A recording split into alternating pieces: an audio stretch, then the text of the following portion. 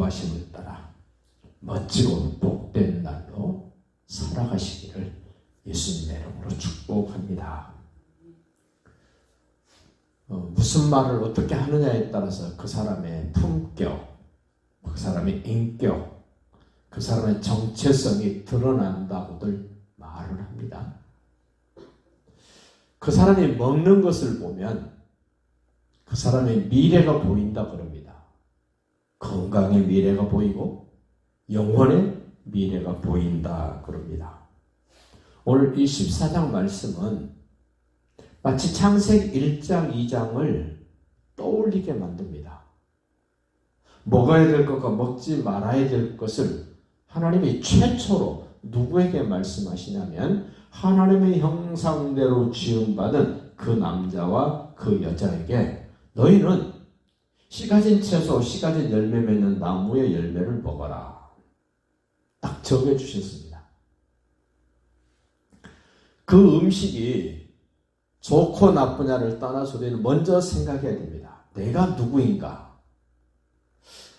내가 누구인가가 결정되면 그 하나님이 나에게 뭐라고 말씀하시는가?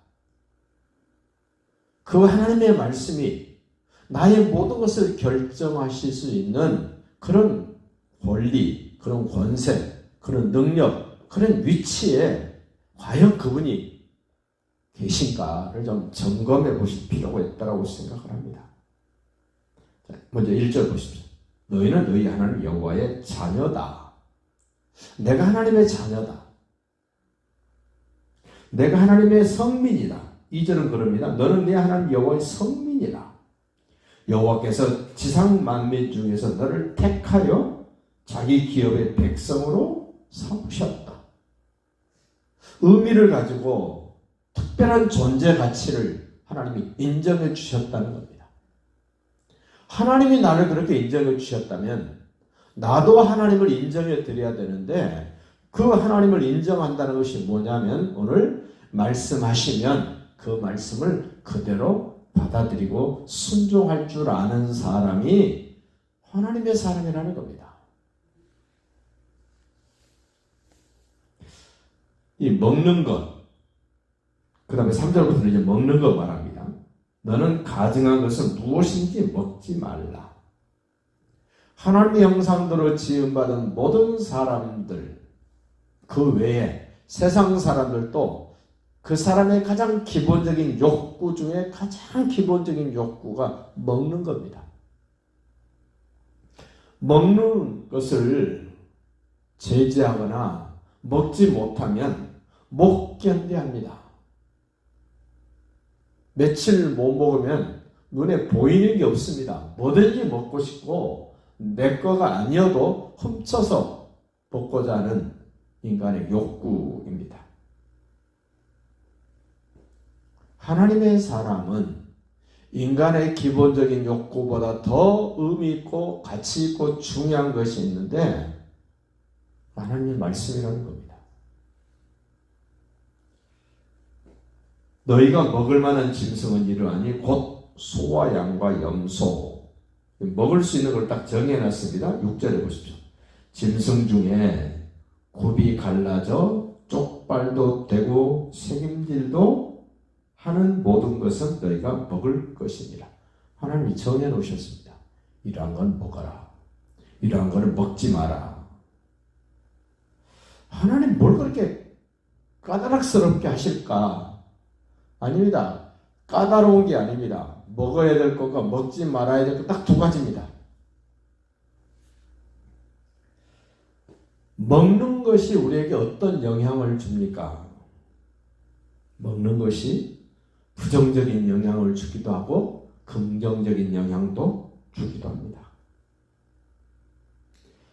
사도 바울은 고린도 교인들에게 편지를 써서 보내면서 그렇게 말합니다. 너희가 먹든지 마시든지 무엇을 하든지 하나님의 영광을 위하여 하라. 그렇습니다. 정말 나를 선택해 주시고 나를 사랑해 주시고 나를 자녀 삼으시고 영원한 나라의 복락을 누리도록 허락해 주신 하나님에 대한 존재 의미를 생각한다면 내 마음대로 내 인생을 살아가는 것이 아니라 하나님이 원하시는 것이 무엇인가를 생각하면서 그분 중심으로 모든 것들이 펼쳐질 사람, 그게 하나님의 자녀요, 하나님의 성민이요, 하나님의 백성입니다. 그래서 먹는 것뿐만 아니라 추구해야 될 것들, 그리고 죽었을 때 장례를 치르는 법 얘기를 합니다. 자, 1절 보십시오. 너희는 너희 하나님 여호와의 자녀이니 죽은 자를 위하여, 장례가 났을 때 얘기입니다. 죽은 자를 위하여 자기 몸을 베지 말며 눈썹 사이 이마 위에 털을 밀지 말라. 장례를 치를 때 보면 확실하게 다른 게 있습니다. 저도 지금까지 한 장례를 한 100여 분 하나님 나라로 보내드린 것 같은데요. 장례를 치러보면 그 집안의 종교, 그 집안의 형편, 그 집안의 환경, 그 집안의 모든 것들이 장례식에 다 나타납니다. 다 나타납니다. 숨길 수가 없습니다. 기독교 집안임에도 불구하고 꼭 장례식 때는 꼭 문제를 삼는 사람이 나옵니다. 가족이 아니면 친척이라도 문제를 삼습니다. 꼭 나옵니다. 꼭 나옵니다.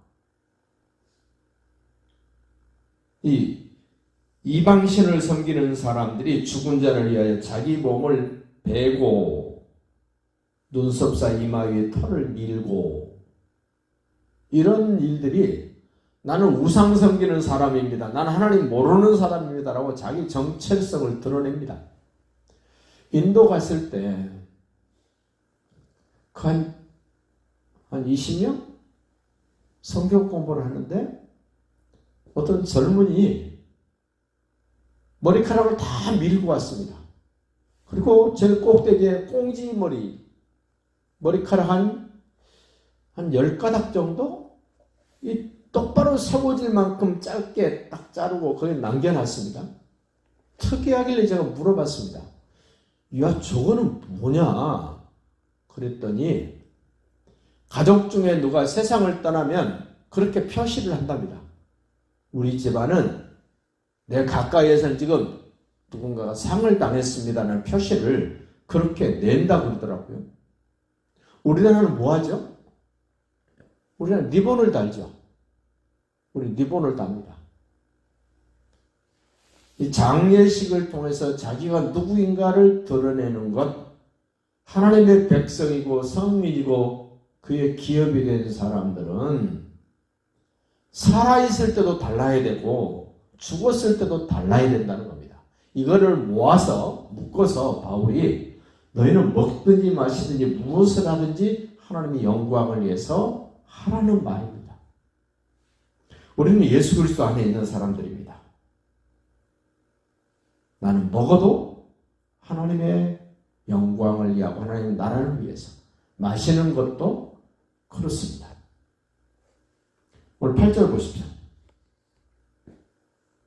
돼지는 굽은 갈라졌으나 새김질을 못함으로 너희에게 부정하니 너희는 이런 것의 고기를 먹지 말 것이며 그의 사체도 만지지 말 것이니라. 먹는 것 고사하고 만지는 것마저 하나님이 금하세요. 이 만진다는 말이 뭘까요? 나는 안 먹어. 다른 사람에게 전달할 수는 있죠. 나는 안 먹어도.